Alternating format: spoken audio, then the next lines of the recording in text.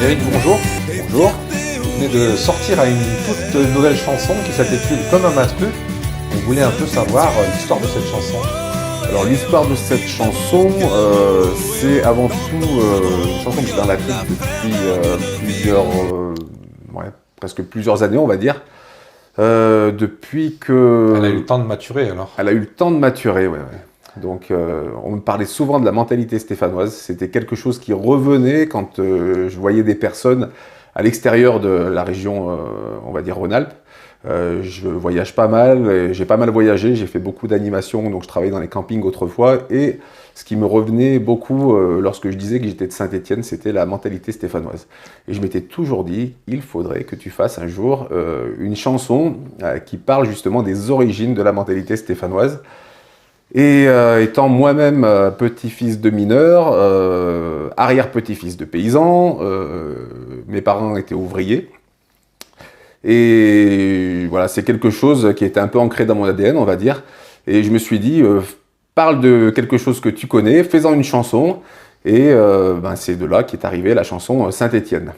Et vous n'aviez pas peur de faire un peu des clichés? Parce que quand on a l'image de Saint-Étienne, souvent c'est des clichés, hein, la mine, casino, les verres, le charbon, justement. Alors tout à fait, ouais. Alors ça a été beaucoup d'écriture. Et après, il a fallu condenser et justement ne pas tomber dans la caricature. Parce que quand on fait une chanson qui parle de tradition, on va dire des origines d'une ville, d'une mentalité, qui parle un peu du passé, on peut très vite tomber dans des caricatures comme Trois cafés gourmands ou tomber dans des caricatures de chansons qui ont déjà été faites. Parce qu'au final, la mentalité stéphanoise, c'est quelque chose qui est assez ancré. Et il y a déjà eu des chansons qui ont été créées là-dessus, de plusieurs artistes. Et je voulais pas faire une chanson qui ressemble aux autres chansons, donc j'ai fait ma propre chanson. Après, je pense pas être tombé dans la caricature. J'ai choisi, donc avec mon arrangeur, on a choisi des instrumentations qui sont assez classiques, à savoir de la guitare acoustique, de la basse. Il y a un petit violon sur la fin qui rappelle aussi un petit côté irlandais. Et voilà, on a essayé de faire une chanson intemporelle, qui soit pas marquée dans une époque et qui puisse passer les époques avec des instruments, somme toute classiques. Voilà. Je suis pas un spécialiste de la musique, mais comment on choisit le rythme de la chanson? Est-ce qu'on fait quelque chose d'un peu romantique, d'un peu doux, d'un truc un petit peu plus dur? Comment on choisit le style de la chanson? Parce que le texte c'est une chose, mais la musique c'en est une autre. Après, ça c'est, j'ai envie de dire... Il y a beaucoup de travail et beaucoup de hasard aussi. Ouais, c'est-à-dire que... On rebondit finalement, des idées et on rebondit, quoi. Il faut savoir que la chanson Saint-Étienne, il y a eu au moins 70 versions de fête de la chanson Saint-Étienne. Ouais. Donc cette chanson, c'est on va dire la version que j'ai faite qui a été la plus aboutie, où je me suis dit, ah ben là on y est, on touche plus rien et puis c'est bon. On peut toujours changer des petites choses, et dans le texte, et dans l'interprétation, et dans le refrain. Moi, je voulais quelque chose qui soit, alors dans les notes en fait, et dans l'interprétation, qui parle de quelque chose d'assez profond et qui amène un peu une émotion, voilà. Dans les paroles, j'ai voulu quelque chose d'assez simple, qui parle à tout le monde, sans tomber dans de la poésie un peu lourde. Voilà, il faut que ça parle à tout le monde. Il faut pas que ce soit trop brut au niveau de l'écriture, et il faut être dans un entre-deux. Vous vous êtes servi du gaga, de l'actualité. Comment vous avez composé le texte? Comment ça s'est passé l'écriture? Le texte, en fait, ça a été beaucoup d'inspiration, on va dire, par mon expérience personnelle, hein, et de ce que j'ai vécu depuis que je suis dans la région. Hein. Voilà. Moi, je suis né ici, j'ai grandi avec le parler gaga. Si je m'appelle, mon nom de scène, c'est comme un matru aujourd'hui. Un matru, on sait très bien que c'est du gaga, et voilà, c'est des gamins, quoi, c'est des petits. Je suis inspiré, voilà, de tout ce qui est emblématique de la région stéphanoise et de notre ville, à savoir, au départ, c'est pas vraiment une chanson, c'est plus une chanson sur Saint-Étienne et pas vraiment une chanson sur l'ASS et les Verts. Il se trouve qu'il y a beaucoup de supporters de l'ASS qui sont appropriés la chanson parce qu'ils l'adorent. Et c'est un peu de ma faute aussi, parce que j'ai voulu un refrain qu'on puisse chanter. De Saint-Étienne au haut et haut, en fait, on peut le chanter et c'est assez simple, on peut le reprendre. Et du coup, c'est quelque chose qui a beaucoup plu aux supporters de l'ASS. Mais c'est pas seulement une chanson sur l'ASS, c'est une chanson donc, qui parle de l'héritage minier, qui parle de l'héritage aussi de cette mentalité paysanne, ouvrière, cette camaraderie, cet esprit d'ouverture qui fait la mentalité stéphanoise. J'ai voulu parler aussi, on parle du foot bien entendu, Geoffroy Guichard forcément, et j'ai voulu ancrer cette chanson à la fois ici, un peu dans le futur, avec une petite note d'espoir, et puis en étant ancré quand même dans le passé. Dans la chanson, on parle de nos ancêtres qui sont partis, et j'ai un break dans la chanson qui est assez, on va dire, émouvant, donc c'est ce qui ressort des commentaires que j'ai reçus. Donc voilà, c'est un peu de tout. Il y a un peu dans cette chanson, il y a quelques informations, on va dire, sur notre héritage. Il y a un petit peu d'émotion, il y a un petit peu de tristesse, il y a un petit peu de nostalgie, il y a un petit peu de joie. On peut reprendre le refrain, il y a un petit peu de tout. Voilà. Faites attention, j'ai entendu une petite pointe d'accent gaga. Ah oui, non mais il va falloir que je fasse attention. Pour vous, est-ce que, comme dans mon imaginaire ou dans la réalité, il y a deux sortes de Stéphanois? Je m'explique. Il y a le Stéphanois qui est né à Saint-Étienne et qui a une culture, qui a des grands-parents justement qui ont été à la mine, qui ont travaillé dans tout ce qui est l'industrie, qui est la grande industrie stéphanoise de l'ancien temps. Et puis il y a aussi le Stéphanois qui adore Saint-Étienne et qui n'a jamais mis les pieds et qui a une image, mais des moments où on se dit mais il ne parle pas de la même ville que nous. Je sais pas. Il y a... Alors déjà, il y a la partie, on va dire, héritage culturel et de ce qu'on a vécu depuis qu'on est petit. C'est-à-dire que nous, la ville, on l'a vu évoluer hein, au fur et à mesure des années. On est là, on a vu une ville très grise, au départ, elle était sale. Ça s'est beaucoup amélioré ces derniers temps. La ville, maintenant, est ce qu'elle est. Elle est beaucoup plus belle qu'avant. Bon, il y a peut-être encore des choses à faire, sûrement. Mais on est la ville, nous on l'a sous les yeux depuis des années. Après, les gens qui arrivent et qui eux ne connaissent pas la ville, ils arrivent avec un œil neuf, ils portent un œil neuf sur la ville, donc ils voient pas le chemin. C'est comme un enfant qu'on voit grandir, en fait on le voit pas grandir, hein, et puis on voit toujours l'enfant petit. Là, les personnes qui arrivent à Saint-Étienne voient quelque chose. Voit une ville, il y a plein d'endroits super agréables. Des fois, on a des personnes qui viennent faire des reportages sur Saint-Étienne et qui disent voilà, Saint-Étienne c'est comme ça. Et en fait, ils nous font des reportages de fou et on dit ah putain, mais c'est pas possible cet endroit, j'y passe devant tous les jours et je le voyais pas comme ça. Pour être caricatural, baisser les yeux. Nous, on a tendance à voir la beauté de Saint-Étienne, il faudra l'élever. Exactement.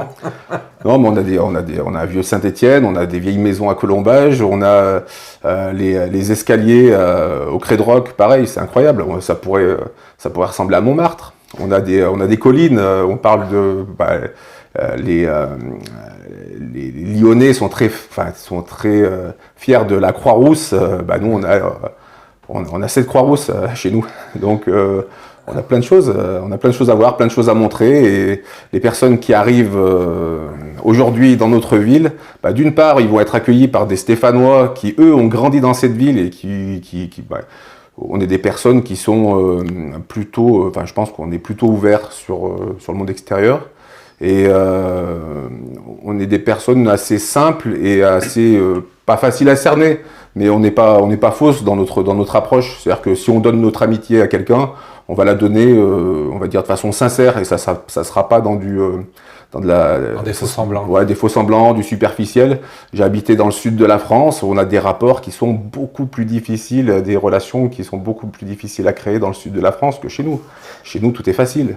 Pour revenir à la chanson qui s'appelle donc Saint-Étienne, oui.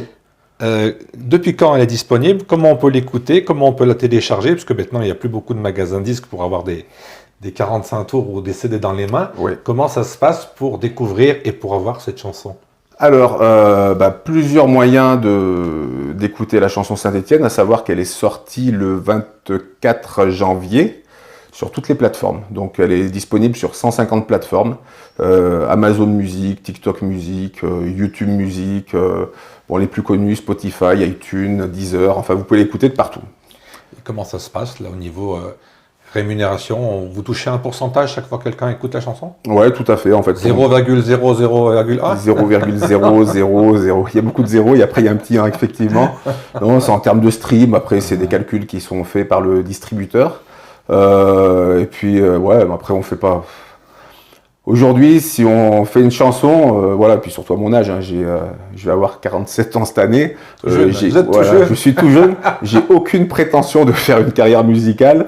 La seule, on va dire, le seul objectif que j'ai, c'est d'essayer de faire des choses le plus qualitatives possible, à mon niveau, bien entendu. Hein, c'est-à-dire qu'il y a des personnes qui feront des choses beaucoup meilleures que moi. Je peux vous dire que c'est réussi. Hein, je l'ai écouté. Ouais, merci. Elle est très ancrée justement dans cette culture stéphanoise.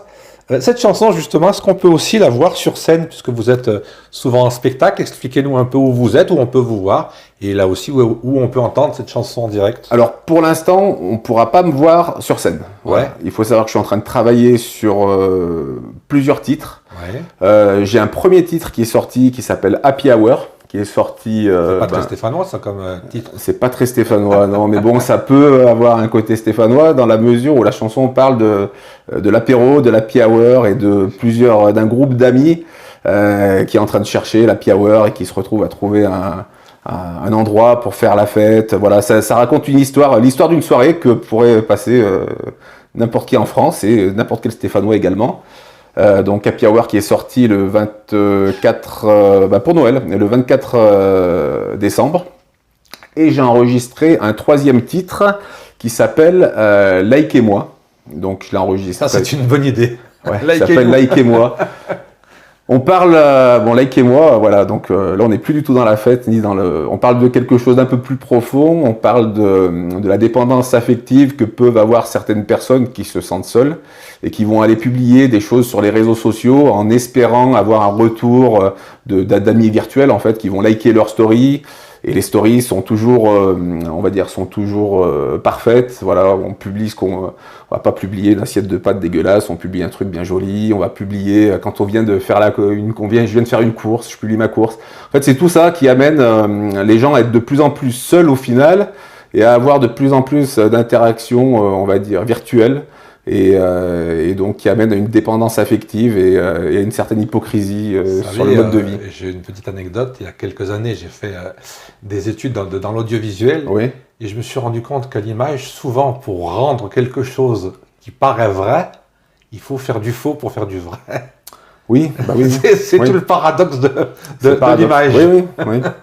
Non, mais et puis c'est un peu la course, hein, c'est que tout le monde va publier des stories parfaites, donc les autres vont publier des stories parfaites, et ainsi de suite, ainsi de suite. Ouais, il faut rester. Moi, j'estime qu'il faut rester stéphanois, il faut rester soi-même. Oui, bah après au final, oui. Et corriger de temps en temps ses erreurs. Oui, bah après on peut toujours s'améliorer, ça veut pas dire qu'on peut pas s'améliorer. Être dans une démarche d'amélioration constante, pas de changer, hein, mais de s'améliorer, ça c'est bien. Voilà, moi la chanson Likez-moi, elle porte sur un phénomène qui à mon avis parlera à beaucoup de monde. Elle est moins festive que Happy Hour, elle est moins ancrée que Saint-Étienne. C'est une chanson différente, voilà, complètement différente. Et écrire des chansons, les chanter, c'est votre métier ou c'est une passion? C'est une passion. Ouais, c'est une passion. Alors, je suis un très mauvais musicien, mais j'ai fait quand même l'école de musique quand j'étais adolescent. Mon premier instrument, c'était le piano. Par la suite, j'ai joué un petit peu de guitare. Donc là, je continue à jouer de la guitare. Le piano, je l'ai un peu perdu. Il faudrait que je m'y remette sérieusement pour retrouver de bonnes sensations. Et voilà, quoi. Donc je reprends toujours des cours de chant. Voilà, donc je suis encore dans une démarche d'amélioration constante. Et le fait de faire des chansons maintenant, en fait, on arrive à un âge où on a déjà fait une petite carrière professionnelle, les enfants sont un peu plus grands, on a une maison, donc on peut passer un peu plus de temps dans la passion. Voilà. Ça veut dire que même si c'est pas pour tout de suite, on vous retrouvera sur scène prochainement. Ouais. Je fais tout pour. Mais voilà. Quand vous tournez sur la région, toute la France, quels sont un peu vos lieux de prédilection? Quand je tourne, c'est-à-dire Quand vous chantez sur scène. Ah, non mais si, alors autrefois, je faisais de l'animation, Ouais. mais je chantais pas, hein. Je chantais un petit peu, mais voilà, j'ai fait beaucoup d'animation. J'ai fait de l'animation de mariage. C'était plus voilà de la musique. Je chantais parfois pendant les mariages. C'était essentiellement La danse des canards. voilà, ouais, non, mais peut-être la danse des canards, non, non, on a fait quelques chenilles, mais non, j'ai fait beaucoup la région en termes d'animation. Et puis un peu le sud, si j'ai bien compris. Et voilà, j'ai travaillé pendant 3 ans dans le sud, j'ai travaillé dans les campings. Ouais. Donc c'était pas des petits campings, c'était des campings où il y avait on va dire un département animation qui était très très important. Et ça m'a permis d'apprendre beaucoup parce que j'ai fait ma première saison dans les campings, j'avais 17 ans. Après, j'en ai fait une autre à 18 ans, une autre à 19 ans. Et à 19 ans, voilà, j'arrivais déjà à faire pas mal de choses. On avait monté des spectacles de comédie musicale aussi avec des campeurs. Voilà, c'était tous les spectacles qu'on peut rencontrer dans les clubs de vacances type Club Med, Marmara. Voilà, Très bien, on va essayer de faire découvrir à tous les gens qui ne connaissent pas encore cette chanson, qui finalement est un bel hymne, encore une fois, à Saint-Étienne. Ben Et puis, on va diffuser ça un peu partout. Et puis, comme on dit, on va laisser vivre d'elle-même cette chanson. voilà, j'espère que voilà, cette chanson va vous plaire. Allez l'écouter sur toutes les plateformes. Vous pouvez écouter aussi Happy Hour. Voilà, il n'y a pas que Saint-Étienne. Donc vous tapez comme un matru dans n'importe quel moteur de recherche et vous me trouverez sur Spotify, sur YouTube, enfin sur toutes les plateformes. Et puis likez-moi qui va bientôt arriver. Si je peux me permettre, Oui. c'est déjà un grand matru. Hein. Je suis un grand matru, ouais, déjà, ouais. Un grand beau matru. d'1m80, voilà. Merci beaucoup d'être venu nous voir En tout cas, merci à vous de m'avoir reçu. sur Radio Gaga. C'était un plaisir. Et puis, on va écouter avec plaisir cette chanson. On va en mettre quelques extraits dans cet entretien. Merci encore. Dans tous les coins de France, rugit ta panthère. Résonne encore 76, l'épopée des vers. Et la légende racontée à tous nos matrus, entre deux parties de ballon dans les rues.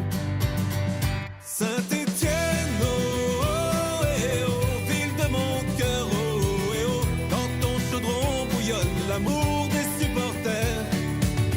Unité paysanne et fierté ouvrière. Saint-Étienne, oh, oh, eh, oh, ville de mon cœur, oh, eh, oh, dans ton chaudron bouillonne la ferveur d'une ville. Des enfants chantent en chœur, la main sur la poitrine.